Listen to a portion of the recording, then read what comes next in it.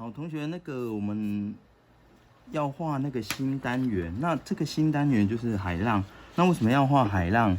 就是说，其实海浪有一个重要的训练，就是说它的我们只画浪的时候，它是一个比较偏抽象的东西。所谓抽象的东西，就是说它只有造型，有没有？就是水的透明度，然后另外一个就是说这些浪的造型，它其实是比较有点像抽象随机的那种块面。那这个就是我们不只可以训练所谓你块面的安排处理，然后还有就是它的立体结构。那海浪就是我们在画的时候，同学可以注意到，就是说它的透明度，就是海你想要画出它那个半透明，然后的深度是很重要的。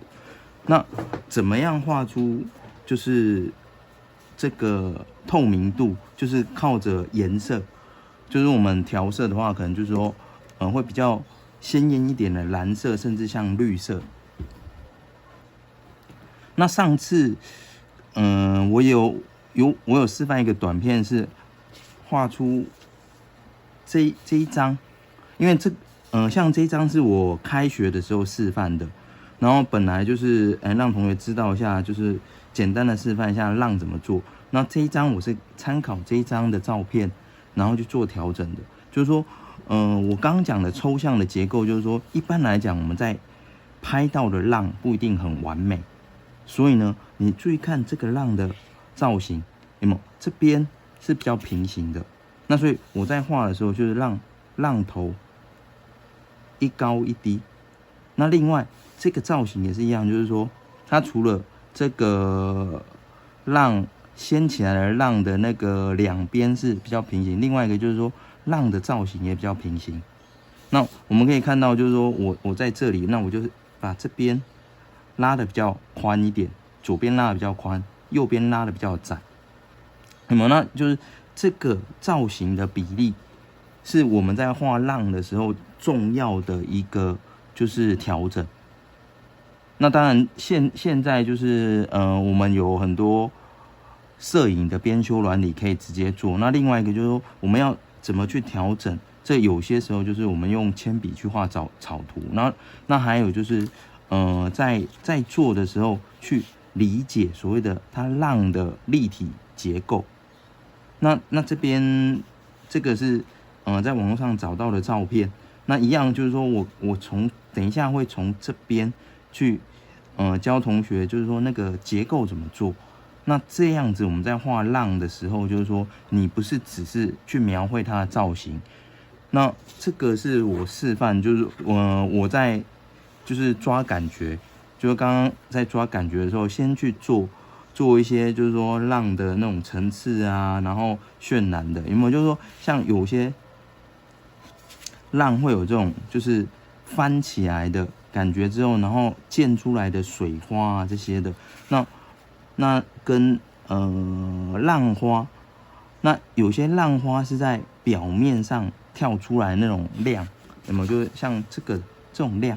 那另外有一种是浪被打到，就是因为高低起伏嘛，那有些就是会在那个水面下，所以在这里这一个我们就可以看到浪，有没有？就是跳出来跟在水面下的层次。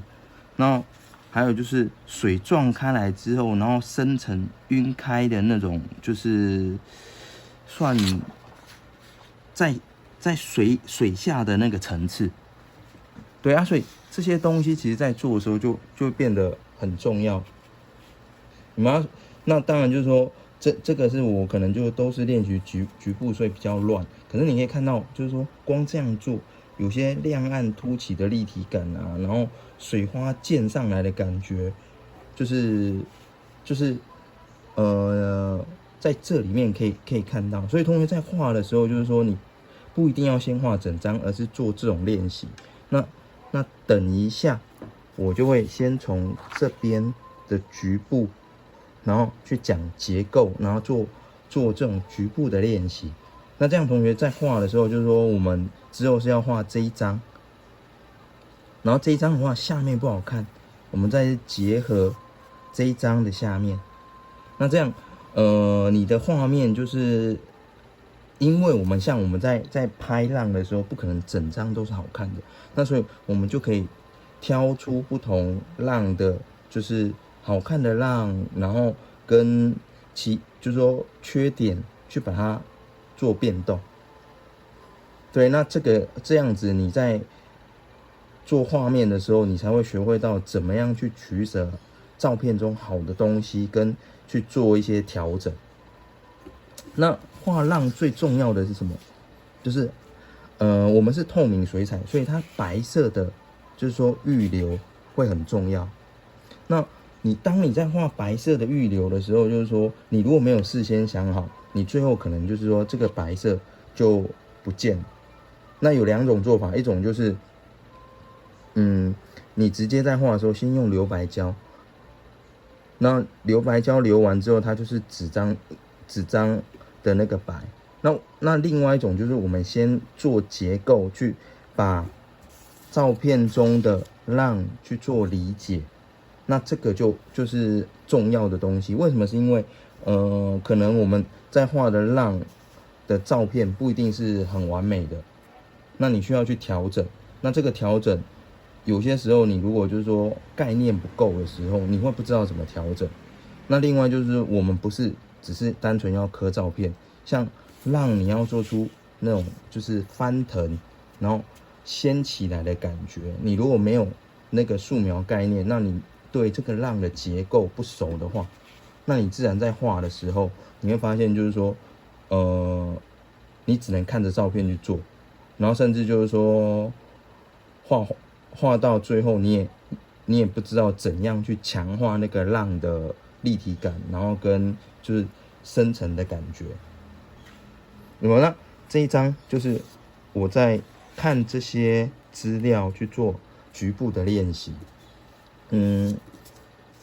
来，我就先讲一下，像这一块，其实就是这一张的这边，有没有？然后有些是像这边的话，就是在这边我去练习，然后像这个地方则是这里，有没有？那有些就是我是在抓颜色，像这边的话就是这一块。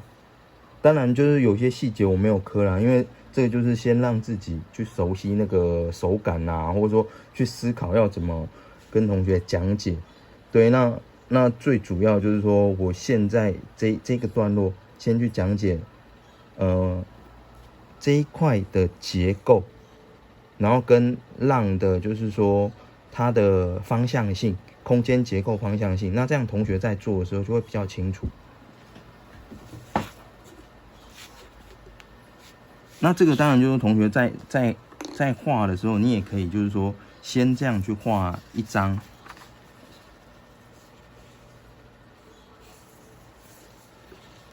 好，那以这个来讲，就是说我会去做一些调整。做哪些调整？就是说可能造型上，像这些东西，我会先把它看成是白色的。那这个结构，我要让它是更剧烈。对，因为有些名词我要想一下。那么就像这边的弧度，我会让它更大，那就是这一块，所以这一块的弧度先这样做出来。那我现在画的比较轻，没关系，就是说我等一下还会再加重，因为有可能就是要调整。然后这一带先把它拉出来，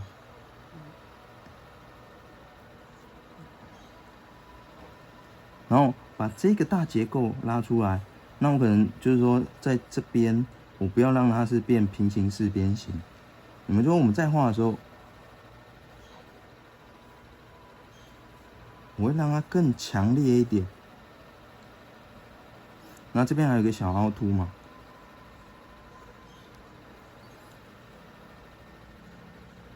那这里的浪拉上来，从这里拉过来。那我先把这一块，就是这一块先流量拉出来。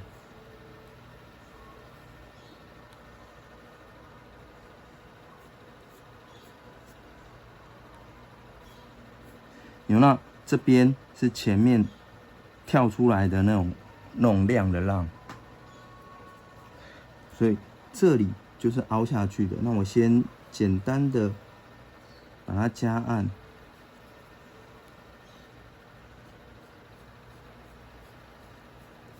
那这里也是一样，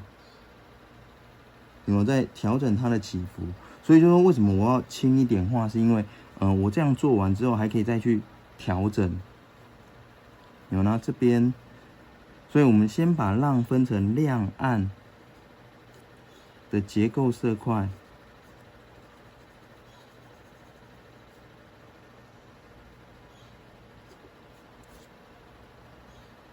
这块它其实是这样按下来的。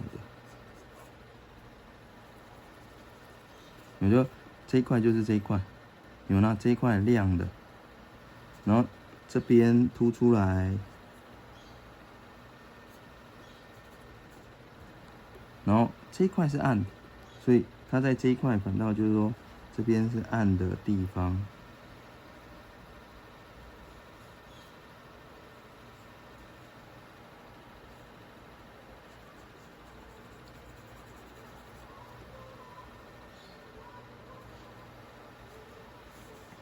那这样子你就知道这一块是留白，然后到这边又是另外一个后面的下面的背面，然后这边这个弧度去拉出来，所以这一整块你注意到，你眯着眼睛看的时候，这一整块是暗的，所以我在这一块也是一样，就是去加深。那先让这两块都一样深没关系。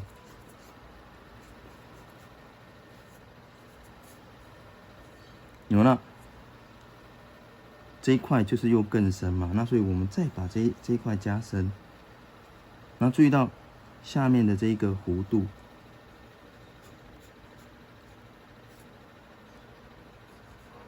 所以说我们在画浪的时候，其实是要这样先去整理出来，那你就可以知道哪里要比较清，就是哪里要留白，那哪里就是说至少像这边。我就开始知道这边是留白的，然后这边这一块也是留白，就这一块可能是浅一点的颜色，然后这一块也是留白，呢？下来，这一块也是留白的，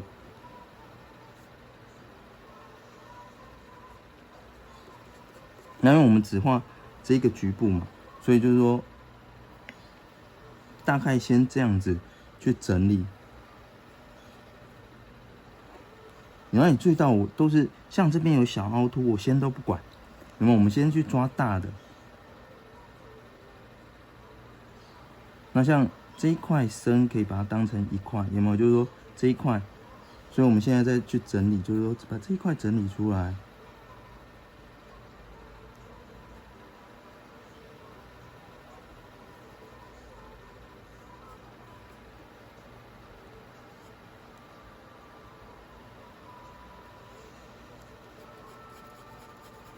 那这样子你就会发现这一块就是画太高了嘛，那我们就是再把它放低。那这样经过这样的整理，那你自己在画的时候，就是等一下打轮廓要画水彩的时候就会更明确的知道哪里要去做调整。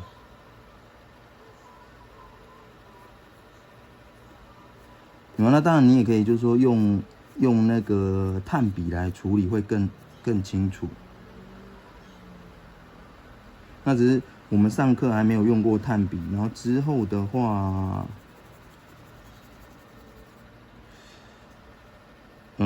有机会的话再教同学就是炭笔的使用。那很清楚，就这一条、这一条、这一条3条平行线，这一条、这一条，然后跟这一条。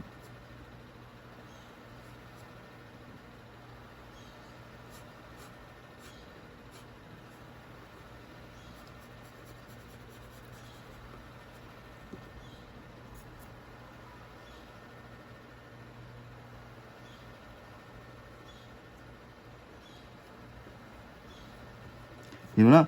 你即使画错也没关系，就是因为我们现在是在整理你的脑中的构图，等一下在画的时候就是会更清楚。那所以这个东西就是错了就去调整，错了就去调整。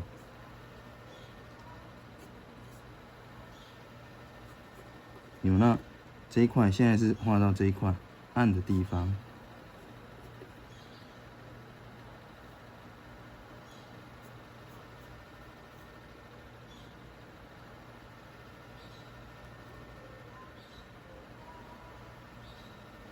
所以像这一块这样子，然后过来，把这个暗面一起做。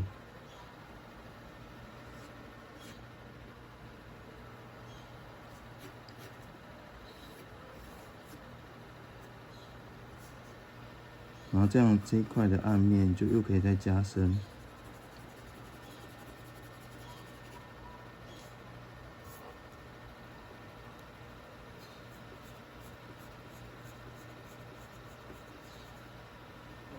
有那现在看起来很乱，那我再用更深的笔来整理，这样同学就可以知道就是要处理的地方。有没有？以这一块，就是我们现在这一块亮，然后这边有一个小的转折，然后到这里就先把这一块做出来，所以是这一块是在这。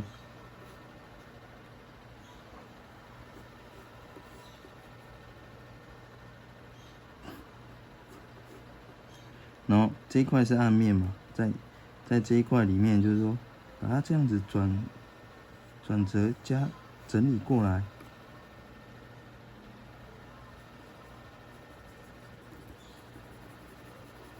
那么呢，这一块就是这个地方深蓝的，就是最深的那个层次。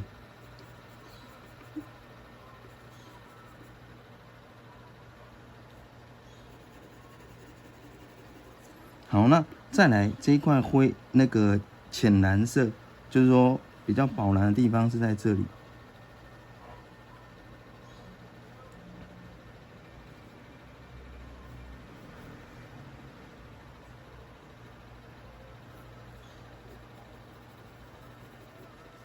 这一块拿到这边，所以这整个地方就是渐渐变浅。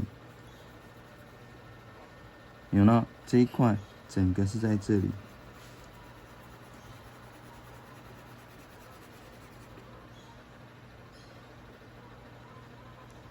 那这里可能就是再让它凹凸大一点。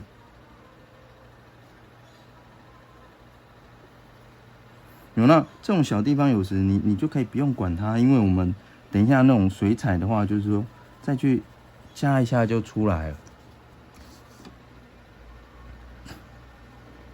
有那再把这一块暗面，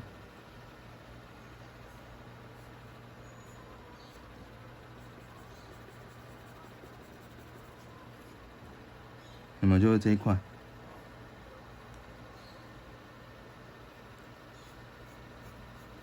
那整个海浪大概是这样子。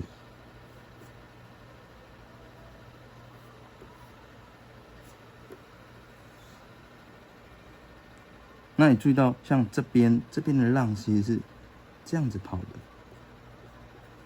那么就是说，我们再来理解它的结构，这样跑。然后这边也是一样，就是说它是这样子过来，然后这样下来。就是说我们在画浪的时候，要知道它的那个面大概是怎样。